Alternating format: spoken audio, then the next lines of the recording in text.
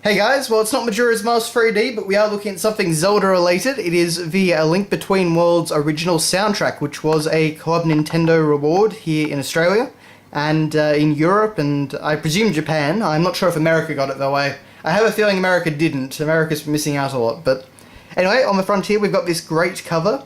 It's artwork that... I think this artwork was actually on the front cover of the game as well, but we've got the Master Sword surrounded by some ruins. And of course we have Link in his drawing form.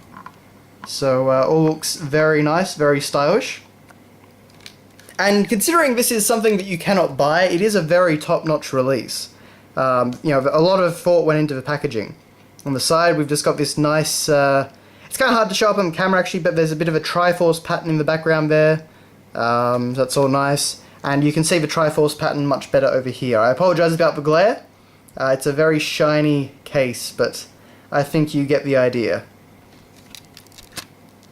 Inside, we'll get to this stuff in a moment, but we do have disc 1, as you can see. So it's got a green design, and it, you know, Triforce, well, the Hylian logo over there, the Club Nintendo logo, you know, lots of nice details. It's very shiny, very nicely done. And then for disc 2 we have a purpley pink sort of design. And so that is all good. And you can actually see we have the low rule symbol on that. So, you know, very nice attention to detail. And in fact the Triforce is upside down.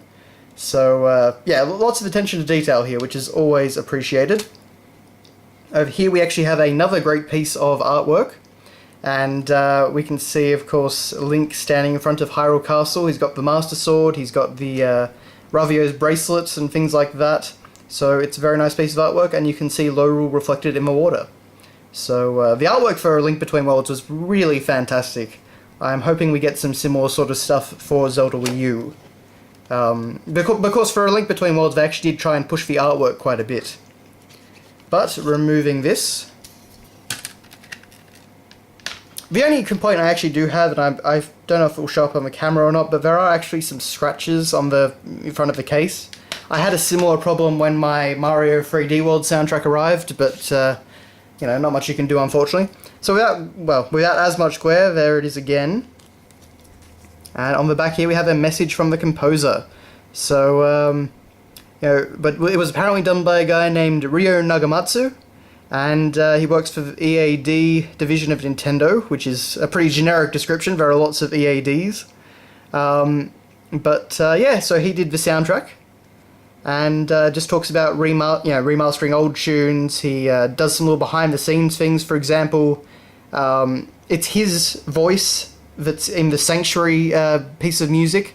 So he actually recorded his voice and then processed a whole bunch of copies of that, and used that to make the Sanctuary music. Because you get the oh, that sort of thing in there. So that's all him, which is kind of cool. And also talks about putting some bits of the battle with Ganon from the original into Yuga's theme to make the final one of the final battle themes.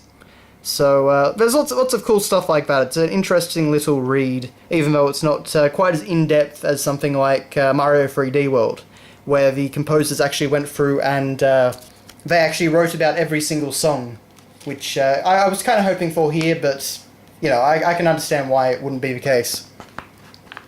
Now we actually get a fold out here, so we get a full shot of Lorule and Hyrule, and if I can't really fold this back, unfortunately. Hang on. There we are. So we have Hyrule Castle, we've got some wildlife over there, it all looks very green and very nice. And we get our track listings, so disc 1 has 63 tracks. In total there's over 100 tracks on this soundtrack, so it's a very meaty soundtrack. And then down here we have Lorule. And you can see we've got Lorule Castle looking very menacing there.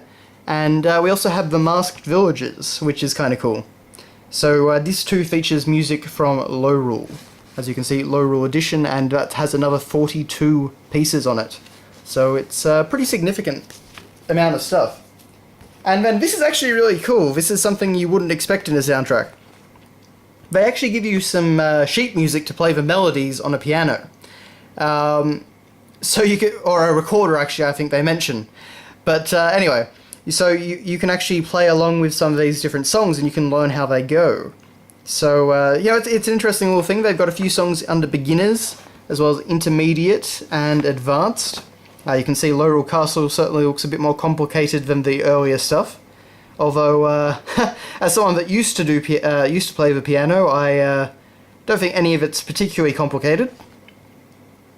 But yeah, it's a cool little bonus. I haven't tried any of that out, I must admit, but I might have to do so. Now let's see if I can get this folded back up. That's always the trick with these things, isn't it? Ah, there we are.